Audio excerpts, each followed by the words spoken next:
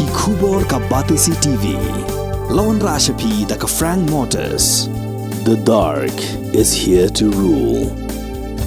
Dr. Dipankar Das, Ubadai Chief Interventional Cardiologist, Unsawan Hanongba Shillong, Haka Arpinutrek Ujamang Arjar Pulai, Ha Woodland Hospital, Bat Pila Bane Ikandu, Nadu Kapor Kadwi Biji Sheneng, Bat Pila Ruban Shukol How number 90890-97907.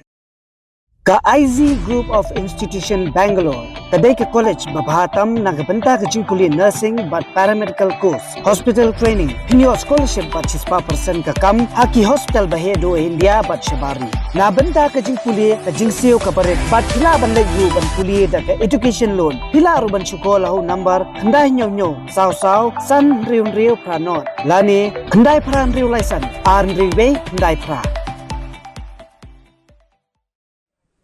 Uba sensyar kupar Roy Lingdo thaba ubarang sujop ya ka election MLA na Sohïong ulabam Smai menta kasngi ka khan rutrik jumbang arjar apulai ya uba sensyar lapan bam Smai do sembut lampang jong ka yeng dorba thawan ke jala utimuthi disira haphalau jong ka assembly kabada na khandai lat hakani kasngi lawan bensenran lang ya uba sensyar dagi nong yalam ka UDP bagantup ya ki MLA ki MDC haringkat ke jingadon lang ki bahiyeng basam for Roy Lingdo thaba have been elected a member of the Legislative Assembly, do solemnly affirm that I will bear true faith and allegiance to the Constitution of India as by law established, that I will uphold the sovereignty and integrity of India, and that I will faithfully discharge the duty upon which I am about to enter.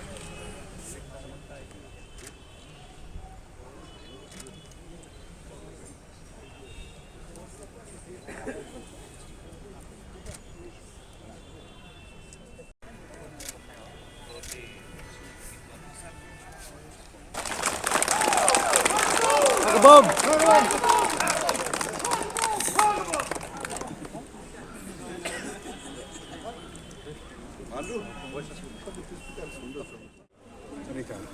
Si walang kapang mo. Nang nis kamat sedang like what I've said, starts a new era. Sohïong constituency, and also I think a good thing, and with God's blessing to the people of the constituency and also for the state.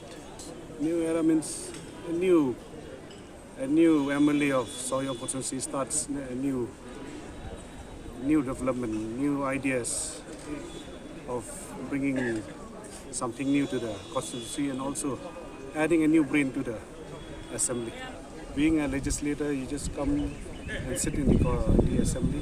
I want to be a legislator who will speak in the assembly, which me speaking might be an addition or wake-up call to many other MLAs in the assembly. Starts from ground zero. He's done a lot for the constituency, and talking about myself, then I'll start everything from ground zero.